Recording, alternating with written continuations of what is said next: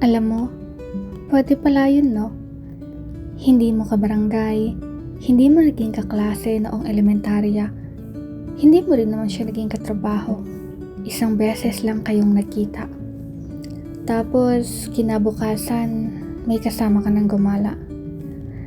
Ang weird isipin, sa dami ng taong nakakasalamuhan natin araw-araw, may mga taong ilang taon nating nakasama pero hindi naging bahagi ng buhay natin.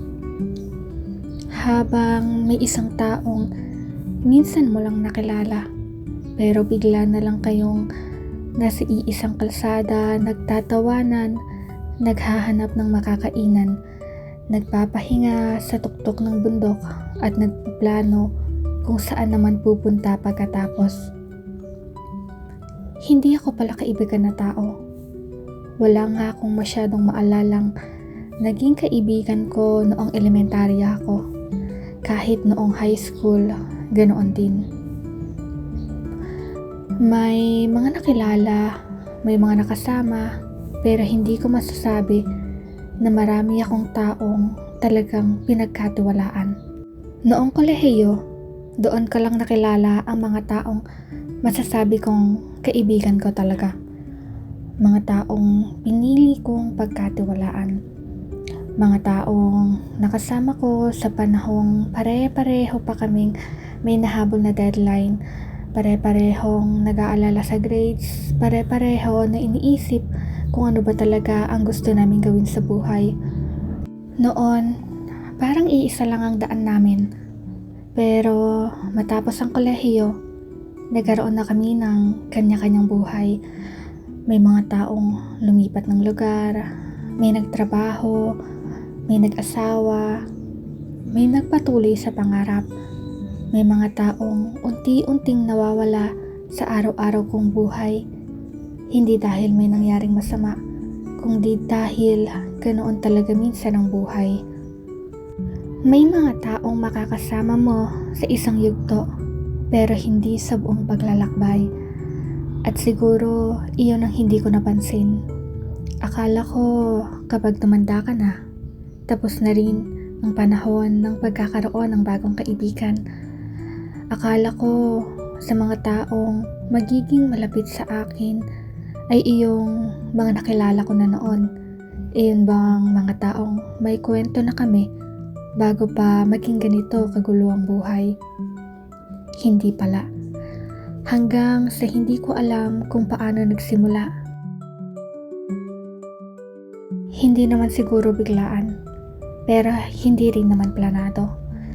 May mga taong makikilala mo lang dahil nagkataong pareho kayo ng gustong puntahan, pareho kayong mahilig kumala, pareho kayong naghahanap ng bagong lugar, pareho kayong may oras, at bago mo mapansin, hindi na lang kayo mga taong nagkataong nagkita, may kasama ka na.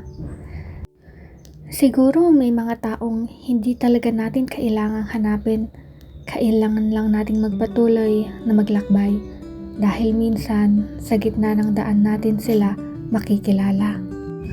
Gusto kong gumala at matagal ko nang alam na kaya kong gawin yon mag-isa. Kaya kong sumakay ng bus nang walang kasama. Kaya kong pumunta sa lugar na hindi ko pa napupuntahan. Kaya kong maglakad ng mag-isa at kumain ng walang kausap. Masaya rin naman. May kakaibang saya sa pagiging mag-isa. Walang kailangang hintayin, walang kailangang sabihan kung saan ka pupunta. Ikaw ang masusunod sa oras mo, sa lugar, sa lahat ng plano. Pero natutunan ko rin na may ibang saya pala kapag may kasama ka. Yun bang may tatawa kasama mo kapag muntikan ka ng matulas, may magtatanong kung kaya mo pa bang umakyat, may magpapahinga kasama mo sa gitna ng trail, may kasabay kang mapagod, may kasabay kang mamangha, at may taong pwede mong sabihan ng tingnan mo yun at sapat na. Umakyat ng bundok, lumusong sa ilog, magtampisaw sa talon, maghanap ng kung ano-anong pagkakaabalahan, kumain sa Jollibee, magkape at burger sa McDo pagkatapos ng mahabang biyahe, maglakad ng walang malinaw na plano, tumawa sa mga bagay na hindi naman talaga nakakatawa at umuwi na pagod pero masaya.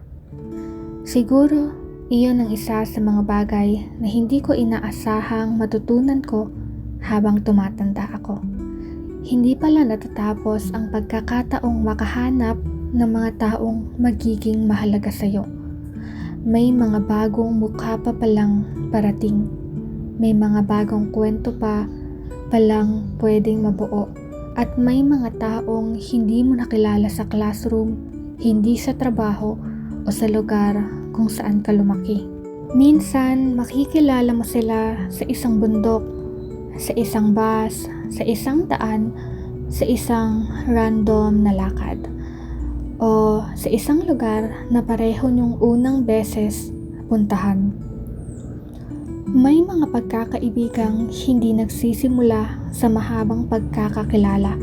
Minsan, nagsisimula lang sila sa mga estrangherong parehong gustong makita kung ano ang nasa dulo ng daan. At ang ganda pala nun, yung hindi mo kailangang balikan ang nakaraan para magkaroon ng bagong kwento. Pwede ka pa ring magsimula ulit. Pwede ka pa ring makakilala. Pwede ka pa ring magkaroon ng mga taong makakasama sa mga bagong lugar, bagong alaala, at bagong bersyon ng sarili mo. Hindi mo man sila nakilala noong bata ka, hindi mo man sila naging kaklase, hindi mo man sila naging katrabaho, at hindi mo man sila kabarangay. Minsan, sapat nang nagkataong nagtagpo kayo sa tamang panahon. At masaya pala ang ganoon.